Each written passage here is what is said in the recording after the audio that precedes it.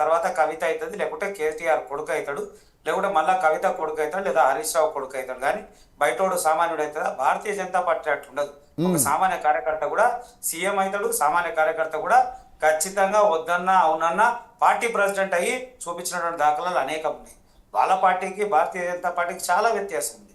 ఇక వాళ్ళు ఏమంటా ఉన్నారు, మత రాజకీయాలు లేదా విగ్రహాలు, గుళ్ళు, గోపురాలు. నిజంగా కూడా చెప్తా ఉన్నాం, అయ్యో బాబర్లు, అక్బర్లు వందలాది సంవత్సరాలు హైందవ ధర్మాన్ని ఇచ్చేయాలనేటువంటి ప్రయత్నం చేసినప్పుడే కదా మేము చెప్తే శివలింగం వెళ్తుంది అంటే మేము పెట్టినాం. శివలింగం అది మేము పెట్టలే కదా శివలింగం. అది ఆల్రెడీ ఆ శివలింగాలు దేవాలయాలను ధ్వంసం చేసి వాళ్ళు దాని మీద గోరీలు, మసీదులు తెలియకుండా మాట్లాడతారా? అసలు చరిత్ర అంటే తెలుసా మీకు? అసలు ఆ రోజు హిందూ సమాజం అని చెప్పేసి దాడులు జరిగినాయా? హిందూ సమాజం అని చెప్పి దాడులు జరిగినాయి. ఆ రోజు నిధుల కోసం దాడులు జరిగినాయండి గుడుల మీద, అంతేగాని హిందూ దేవాలయాన్ని దాడులు జరగలేదు. చరిత్ర మీరు సరిగ్గా చదవండి. మీకు వంకరెక్కిస్తే వంకరెక్కించుకొని ప్రజల ముందు ఎందుకు పెట్టి వాళ్ళ బుర్రలు తిని వాళ్ళ మైండ్ ని పాడేందుకు? దాడులు జరిగింది గుప్త నిధుల కోసం అంటారు. గుప్త నిధుల కోసం జరిగినాయి తప్పితే హిందువులని హిందూ దేవాలయాల కోసం కాదు. ఆ రోజు రాజులు నిధులన్నీ కూడా గుళ్ళలో దాచిపెట్టారండి, దాచిపెట్టారు. అందుకనే గుడుల మీద దాడులు జరిగినాయి. కాదు గౌతమ్ గారు, నిజంగానే అంతకుముందు వీళ్ళు ఎవరైతే ఈ ముస్లిం సంబంధించినటువంటి రాజులందరూ కూడా గుళ్ళ మీద దాడి చేసింది కేవలం గుప్త నిధుల కోసం మీరు అంటున్నారు. కానీ అక్కడ ఆచార వ్యవహారాన్ని హిందువుల్ని సర్వనాశనం చేద్దాం. ఆ రోజు నిధులు రాజులు పెద్ద మొత్తంలో దాచిపెట్టింది ఎక్కడ అంటే గుళ్ళ మీద, గుళ్ళ లోపల అనుకుందాం, గుళ్ళల్లో దాచిపెట్టారు. గుళ్ళల్లో అంతెందుకు మనకు లైవ్ ఎగ్జామ్స్ ఎన్ని లేవు. పద్మనాభ స్వామి ఈ రోజు ప్రపంచంలో ఎంత ఇది ఉందో, ధనం ఉందో అంతకంటే రెట్టింపే ఉంటది అని చెప్పేసి ఒక విషయాలు ఉన్నాయి. కాబట్టి దీన్ని బేస్ చేసుకొని కోసము వచ్చారు. ఆ తర్వాత ఇక్కడ స్టేబుల్ నేను చెప్తా సొల్యూషన్ ఒకటి మీరంటే ఇప్పుడు బౌద్ధ ఆరామాల్ని తీసుకుపోయి మరి హిందూ దేవాలయాలుగా మార్చలేదా? మీరు బౌద్ధ ఆరామాల్ని మీరు హిందూ దేవాలయాలుగా మార్చలేదండి? చెప్పండి. బౌద్ధారామాలండి ఈ దేశంలో కరడవిల్లిన మతం ఏదైనా ఉంది అని అంటే బౌద్ధం అండి.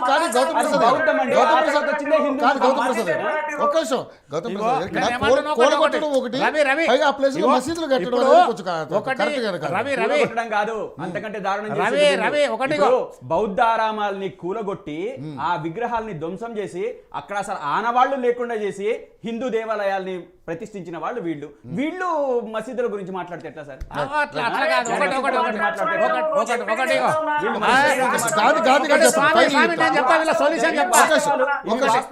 వీళ్ళు అంగీకరించరు. అంగీకరించినప్పుడు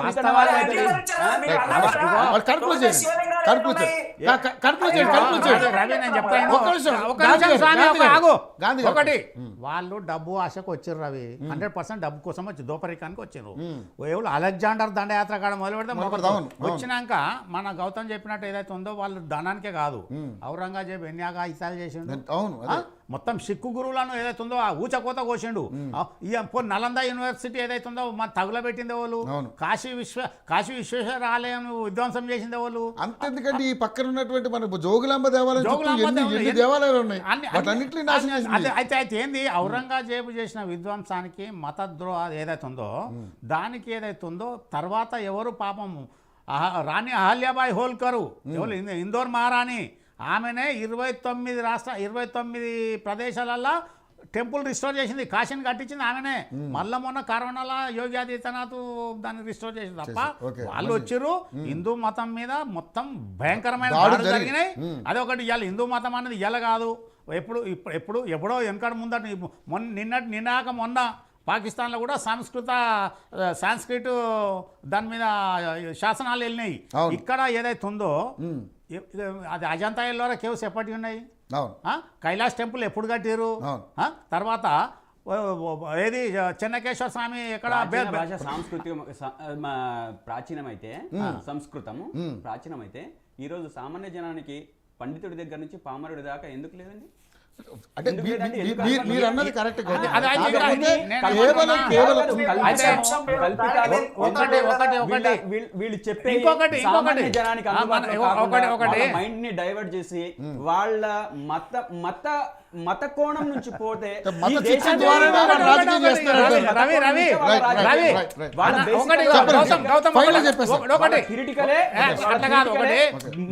గౌతమ్ చెప్పింది కదా, అనంత పద్మనాభ స్వామి టెంపుల్లా బంగారం ఎవరు దోసుకున్నది కాదు, వాళ్ళు సుగంధ ద్రవ్యాలు అమ్మి యూరప్ కంట్రీస్ వస్తే డబ్బు తీసుకొని వాళ్ళంతా దాని గుడికి పెట్టారు తప్ప అందులో గుళ్ళే రాచారు ఎవరైతే ఉన్నారో, ఒక రాజు ఎవరైతే ఉన్నారో అటాక్ చేయడానికి చూసిన వాళ్ళు ఒక వంశస్థుడు చూస్తేనే మొత్తం పాములతో కలిపేసి అట్లా కాదు వాళ్ళు అనేది ప్రజలు దాచిపెట్టారు కదా, దాచిపెట్టారు గుళ్ళలో దాచిపెడతారు అంటున్నారు. ఇప్పుడు రాజస్థాన్ అట్లా కాదు, నేలమాలిగలు ఇప్పుడు కాదు అప్పుడే పెట్టింది.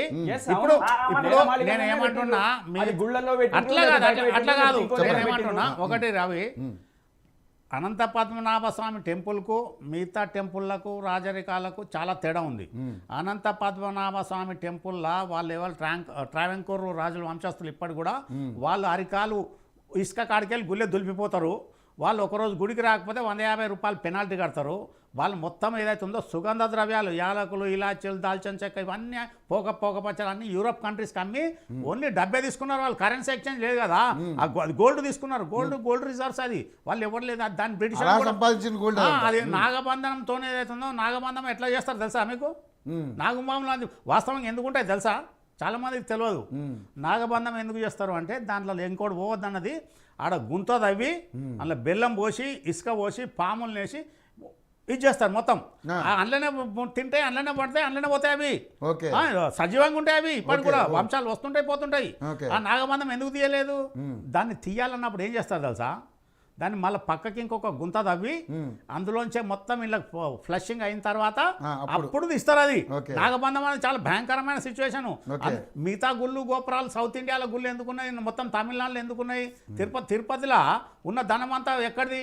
శ్రీకృష్ణదేవరాయలు 21 సార్లు పోయిండు, అది 7 సార్లు పోయిండు ఏనుగులు గుర్రాల మీద ధనం ధాన్యం తీసుకొని. వజ్రాలు వైడ్యూరాలు ఆయన భార్య రాణి తిరుమల దేవి 21 సార్లు పోయింది తిరుమలకు. ఇవన్నీ వాళ్ళు ఏదైతుందో అక్కడ రాజులు కూడా అయ్యో తిని మింగిపోదాం అనేది కాదు. ఇప్పుడు తమిళనాడులో కూడా ఉన్న గుళ్ళన్నీ కూడా వాళ్ళ కోటలు కట్టలేదు. ప్రతిదీ దేవాలయంలో ప్రభుత్వాన్ని ఏదైతే ఉందో రాజులు ఏది తంజావూరు కానీ, చిదంబరం కానీ, రామేశ్వరం కానీ, తర్వాత మన ఏది మదురై కానీ, మన ఏది కన్యాకుమారి కానీ, ఇవన్నీ వాళ్ళు అక్కడనే వాళ్ళ వ్యవహారాలు ఆచార వ్యవహారాలు వాళ్ళ మొత్తం కోట కింద అదినాడు. అదే మన రాజస్థాన్ లెక్క కోటలు కట్టి దోసుకున్న దాఖలాలు లేవు అక్కడ. రైట్ గాంధీ గారు ఫైనల్గా చెప్పండి.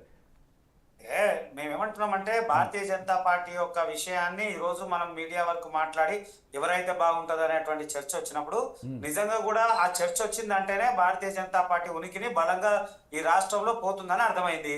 ఇక వాళ్ళు కాంగ్రెస్ చెప్తున్నట్టు, బీఆర్ఎస్ చెప్తున్నట్టు ఆయన వస్తే ఈయన వస్తుంది, ఈయన వస్తే ఆయన కాదు, ఆయన కాంగ్రెస్ అయితే చెప్తున్నారు ఏం కాదు పెట్టుకోండి, మాకేం లేదు, మాకు తెలంగాణ అభివృద్ధి చేయండి మేమేమో అనట్లేదు. మీకు మీరు ఎవరినన్నా పెట్టుకోండి, మాకేం అవసరం లేదు.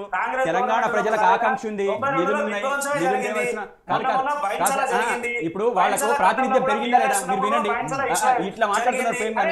ప్రాతినిధ్యం పెరిగిన తర్వాత మన ఆదాయం ఆదాయం పెరిగిందా పెరగలేదా అది చెప్పమనండి. వీళ్ళకి 8 మంది ఎంపీలను ఇచ్చారు కదా, 8 మంది ఎమ్మెల్యేలను ఇచ్చారు కదా. ఇక్కడ గ్రోత్ అవుతున్న స్టేట్ కదా వాళ్ళకు. మరి ఇక్కడ మేము ఎక్కువ నిధులు ఇవ్వాలి, ఈ రాష్ట్రాన్ని అభివృద్ధి పరచాలి. ఎందుకు చేయట్లేదు ఎందుకు మాట్లాడుతున్నారు? ఇక్కడ క్యాడర్ కావాలి, ఓట్లు కావాలి, అదే విధంగా వాళ్ళకి ఎంపీ సీట్లు, ఎమ్మెల్యే సీట్లు కావాలి, కానీ అభివృద్ధి నిధులు మాత్రం మేము ఇవ్వం, మేము పట్టించుకోం. రైట్ గాంధీ గారు కన్క్లూడ్ ప్లీజ్. అయితే వారు నిధులు ఇవ్వలేదు అంటే ఒకటి చెప్తా ఉన్నా, ఇవాళ 52 స్టేషన్లు అభివృద్ధి జరిగినాయి బెంగళూరు టు చెన్నై వరకు. అయ్యా 52 స్టేషన్లు అది కేంద్రం తీసుకున్నది, అది కేంద్రము దేశవ్యాప్తంగా తీసుకున్న ఒక పాలసీ. అది సంబంధించింది. రైల్వే అనేది ప్రతి రాష్ట్రంలో చేయాల్సిందే. మీరు చేయకపోతే ప్రత్యేకంగా తెలంగాణకి ఇచ్చింది ఏంటనేది కదా, ఈ రాష్ట్ర అభివృద్ధికి ఏమి ఇచ్చారనేది కదా. మెడికల్ కాలేజ్ ఇచ్చిందా, లేకపోతే ఏదో ఐఐటి ఇచ్చిందా, లేకపోతే ఇంకో కాలేజ్ ఇచ్చిందా, లేకపోతే ఏమి ఇచ్చారు గవర్నమెంట్ పరంగా, లేకపోతే ఒక పెద్ద ఎత్తున నిధులు ఇచ్చిరా? అరే జిఎస్టీ కట్టిన జిఎస్టీ డబ్బులు మా డబ్బులు మాకు ఇవ్వమంటే అనేక రకాలుగా ఇబ్బంది పెట్టిర్రు. కనీసం పెట్రోల్ లో కూడా కాస్త తగ్గించుకోమని కూడా తగ్గించుకోలేకపోతే సెంట్రల్ గవర్నమెంట్. పెట్రోల్ పెరుగుతా ఉంది, నిత్యావసర సరుకులు పెరుగుతున్నాయి, నిజమే కదా, దేశమంతా అట్టుడికిపోతుంటే మీకు మీకు సీట్లు ఇస్తున్నారు, ప్రాతినిధ్యం ఇస్తున్నారు. అప్పుడు మీ ఆలోచన ఎట్లుండాలి? మీ మీ మీ అధ్యక్షుని ఎవరు పెట్టుకున్నారు మీ ఇష్టం, మాకేం సంబంధం లేదు. అసలు సంబంధం లేని సబ్జెక్ట్ అని నేను ముందే చెప్పిన, మీకు తెలుసో తెలియదో, మీరు విన్నారో లేదో, మాకు సంబంధం లేదండి ఈ సబ్జెక్ట్ అని. కానీ మీరు ఎవరు చేసినా కానీ ఈ రాష్ట్రానికి సంబంధించిన అభివృద్ధిలో మీ పాత్ర ఏంది అని అడుగుతున్నాం మేము. అభివృద్ధిలో నిధుల పాత్ర ఏంది అని అడుగుతున్నాం. దేశంలో ప్రధానమంత్రి లేదా జాతీయ స్థాయిలో ఉన్నటువంటి నాయకత్వం లేదా జాతీయ పార్టీ అధికారం ఉన్నటువంటి పార్టీ అన్ని రాష్ట్రాలను చూడాల్సినటువంటి అవసరం ఉంది. ఇక్కడ పైసలేవి, ఇక్కడ పైసలేవి, ఇక్కడ పైసలు అంటే కుటుంబంలో పెద్ద ఒకవేళ 10 మంది గుజరాత్ ఎంత పోతున్నాయో తెలుసా? మీ ఉత్తరప్రదేశ్ ఎంత పోతున్నాయో తెలుసా?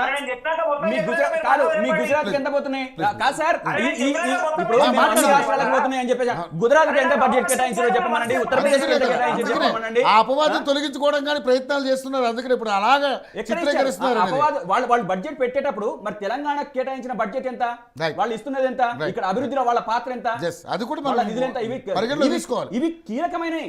నీకు క్యాడర్ పెరుగుతున్నప్పుడు, నీకు ప్రాతినిధ్యం పెరుగుతున్నప్పుడు, డెవలప్మెంట్ యాక్టివిటీ లేకపోతే ఏం చేయాలి? రైట్ అంటే ఏపీలో మాదిరిగా ఇక్కడ కూడా ఒక మహిళకి ఇవ్వాలనేది మీ అభిప్రాయం అంటున్నారు. సో మరి రఘునందన్ రావు గారు కూడా మంచి వక్త, ఇంకా చాలామంది కూడా ఉన్నారు వ్యక్తులు. సో వాళ్ళ విషయంలో, ఎందుకంటే గతంలో కూడా ఈటల రాజేంద్ర గారి పేరు తెరపైకి చాలాసార్లు వచ్చింది. సో దాని గురించి కూడా చాలామంది మాట్లాడారు, ఆయన కూడా చాలామంది విభేదించారు కొంతమంది. సో ఎలా ఉండబోతుంది ఫైనల్గా చెప్పండి. ఇప్పుడు